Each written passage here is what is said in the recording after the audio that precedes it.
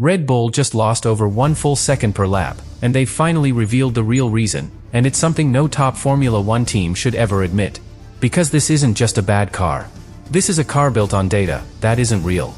A 60-year-old wind tunnel, creating a version of the RB22 that only exists on a screen. A chassis up to 20 kilograms overweight. And a performance deficit where 80% of the problem comes from the car itself. Max Verstappen called it impossible to drive. A rookie from their own junior team knocked him out in qualifying. 32 seconds lost in a single race. And now, Red Bull is no longer trying to win. They're trying to understand what they built. This is not a performance drop. This is a system failure. And what you're about to hear reveals how one hidden flaw, at the core of Red Bull's entire development process, turned the most dominant team in Formula 1 into a team completely lost. At first, Red Bull thought it was just a normal drop in performance. A few tenths. Maybe a setup issue. Something they could fix between sessions. Because that's what dominant teams do. They adjust, and they come back. But this time, the numbers didn't make sense. The gap wasn't small. It wasn't manageable. It was massive. 1 full second per lap. And that's when the confusion started. Because inside the factory, everything said the RB22 should be fast. The simulations looked strong. The data was consistent. The balance, on paper, was exactly where they wanted it. But the moment the car hit the track, none of it matched. Not even close. And that's when the first real question appeared. What if the problem isn't the car? What if the problem is the data? Because in Formula 1, everything begins with correlation. You design the car in simulation. You validate it in the wind tunnel. You predict how it will behave on track. And if all three align, you move forward with confidence. But if they don't, everything breaks. And that's exactly what started happening to Red Bull.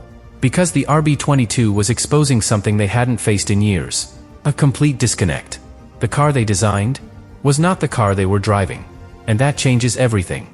Because now, you're not fixing performance. You're questioning reality. Every upgrade becomes uncertain. Every setup change becomes a guess. Every decision carries risk. And at first, they didn't want to believe it. They trusted the system.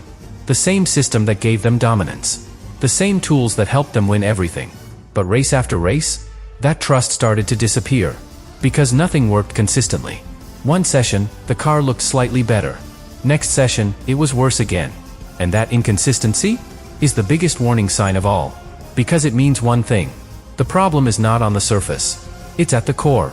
And that's when Red Bull started looking deeper. Not at the setup. Not at the drivers. At the foundation. The wind tunnel. A 60-year-old system. Built for a completely different era of engineering. A system that struggles with temperature stability. A system that cannot fully replicate modern ground effect aerodynamics. A system that introduces small errors that become massive when applied to a real car. And those errors didn't just stay in the tunnel. They carried into the simulations, into the design, into every decision that built the RB22. And that's how you end up with something like this. A car that looks perfect on a screen, but fails on track. And once that realization hits, everything becomes uncertain.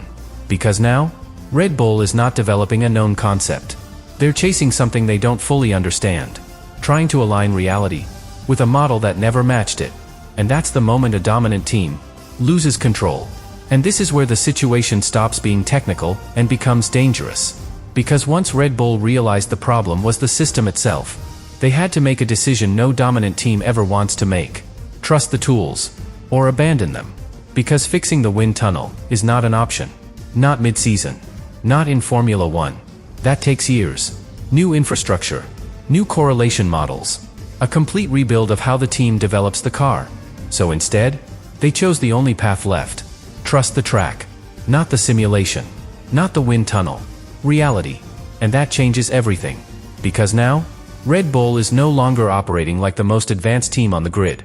They're reacting. Using driver feedback. Using real race data. Trying to rebuild understanding, from scratch. In the middle of a season. And that's the hardest thing to do in Formula 1. Because while they're learning, everyone else already knows. Mercedes knows exactly what their upgrades will do. McLaren predicts gains with near-perfect precision. Ferrari builds on a stable foundation. Red Bull finds out in real time. Corner by corner. Lap by lap. And that delay is impossible to recover. But here's where it gets even worse. Because once you stop trusting your tools, You lose the ability to develop efficiently. Every upgrade becomes a risk.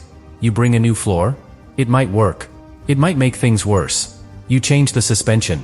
It might fix the balance. Or completely break it. And that's exactly what happened in Japan. They introduced a new aerodynamic package. Tested. Validated in simulation. But on track. It made the car more unstable. More unpredictable. And that's the moment everything collapses. Because now, you don't know what works. You don't know what doesn't. You don't even know where the real problem is. And when that happens, you're no longer developing a Formula One car. You're experimenting. And that's something Red Bull hasn't done in years.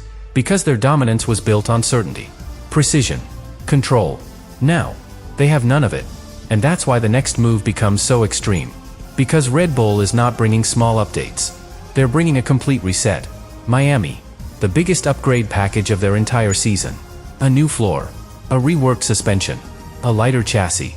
A completely revised aerodynamic balance. All built using real track data. Not simulation. And that alone tells you everything.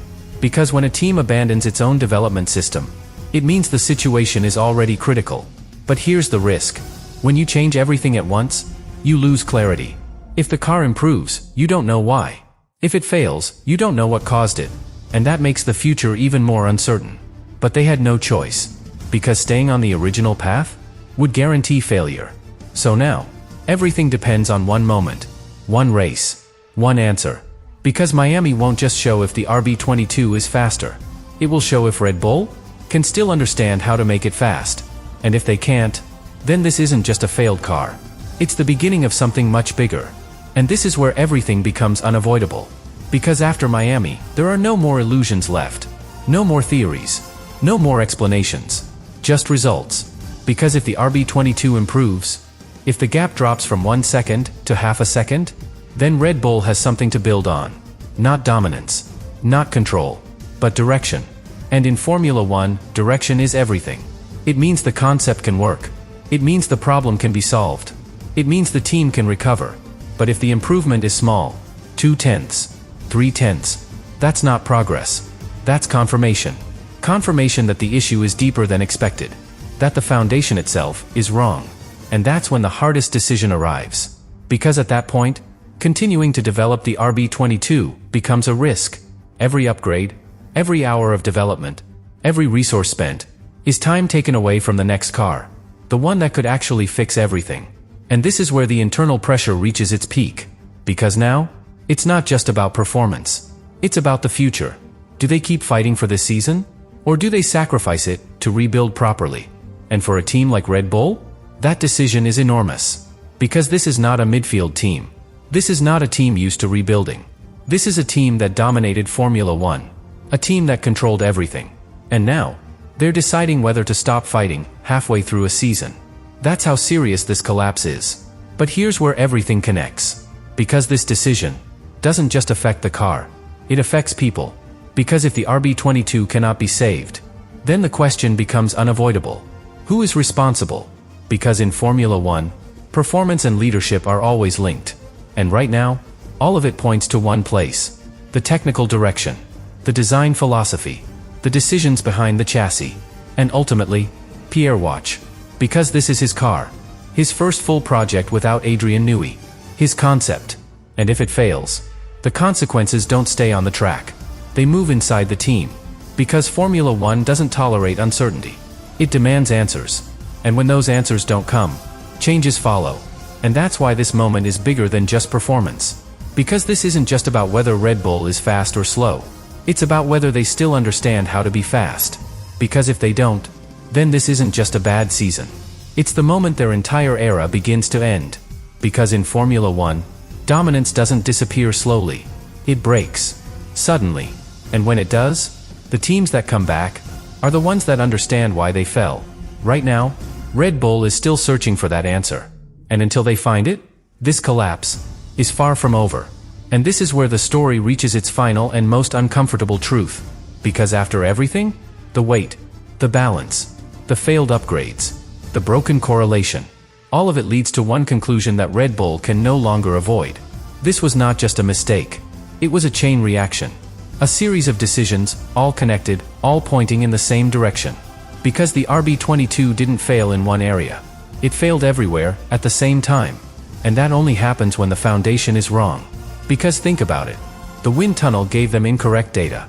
That data shaped the aerodynamics. The aerodynamics dictated the balance. The balance forced compromises in weight distribution.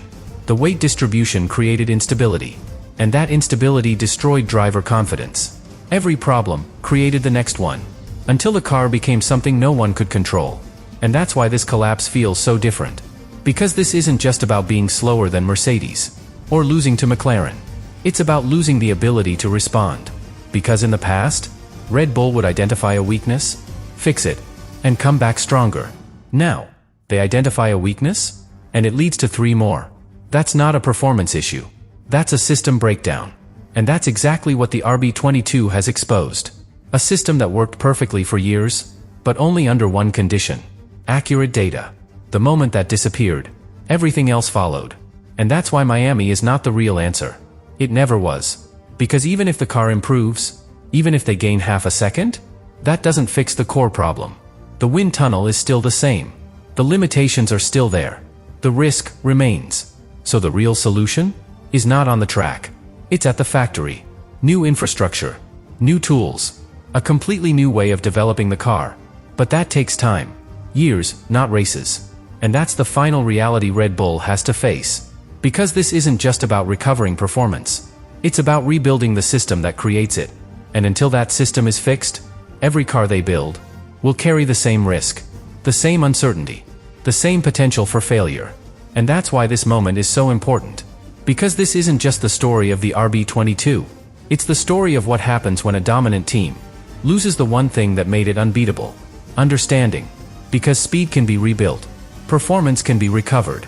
But understanding, that takes much longer. And until Red Bull gets that back, this won't be remembered as just a bad car. It will be remembered as the moment everything changed.